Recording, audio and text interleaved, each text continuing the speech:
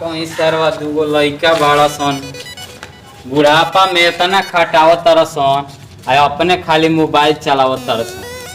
हमरा के देत नइखे केहू सहारा टूटही पलनिया में करिले गुजारा।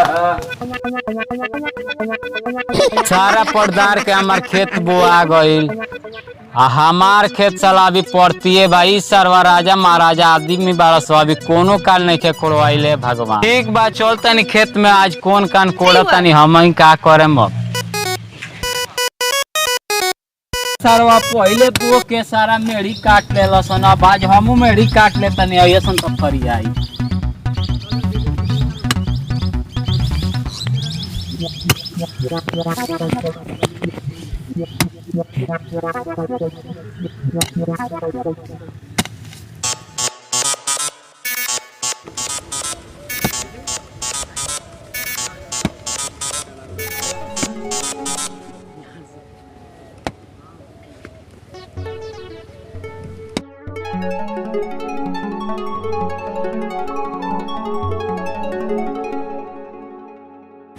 अरे बूढ़ियों के कुछ बुझाला ना अभी ले पानी लेके ना आयल खेत में हम सारा कौन कान कोड़ देनी।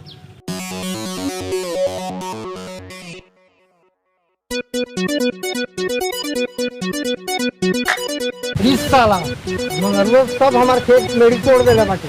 अरे तू चाचा न हरे चाचा माने झाट चाचा के चिका के तो पूरा गांव में लिवा ला क्या बुझाई हम अपन मेरी कोड़ता है मेरी।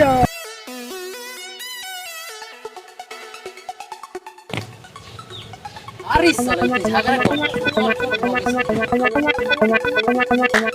अरे यार तो बैगानों का पाव जी को मार किने फोड़ दे लो चलते नहीं ओकरा लइका सन के बोला के लिए बैगानों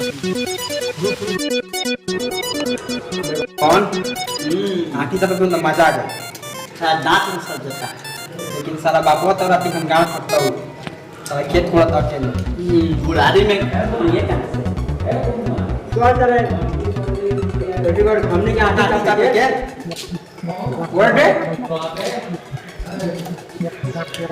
मर गई तो तू आई चुपी अब साला पैसा आवता साला काट में दे ये दुनुआ के आठी चपतर सोन तोर बापा को जे लाठी तोर पड़ दरवा चपाव तरसों छोड़े साला चल तो बापा को मार दो साला चल देखू बाबूजी तो बुढ़ा गए बड़ा मार ले देख साला मोड़ दस सर बाबूजी हमर सोना का अंडा हूं सोना के आ पेंशन कहां से मिलता चल चल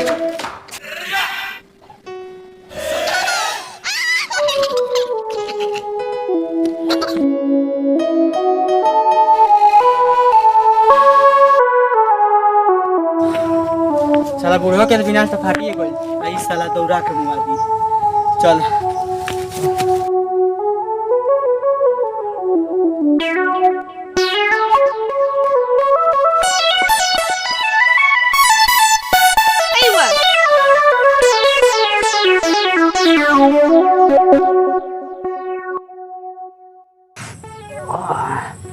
रात के मीट खा लेल बानी बड़ा टाइट मैदान होता।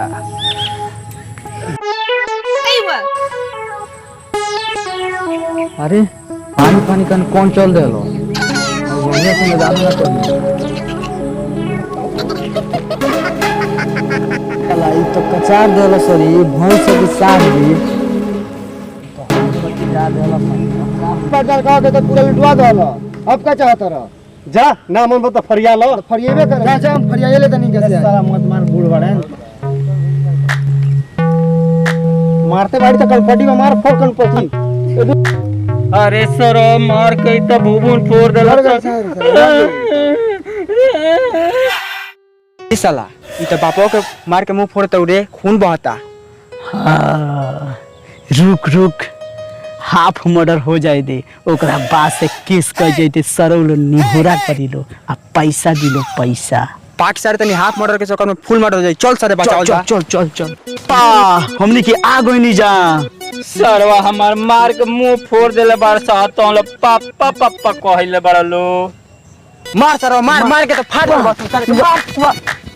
नमस्ते प्रणाम, हम भोजपुर गाय मंटू मनिक और बताते हुए बेहद खुशी होता कि आज फिर हमनी के भूमि विवाद कॉमेडी लेके आयल बन जा। आप सब देखी, सब लोग मिलजुल के काम करे के बा। सिंगर रितेश आर्या, पलटन बाबू, मंटू मनिक, सुनील सुगर जी और हरकेश यादव जी, ये हमनी के एगो टीम बावे। आप सब सुनी, शेयर करी, सब्सक्राइब करी, लाइक कइल मत भूली। लाइक कर मत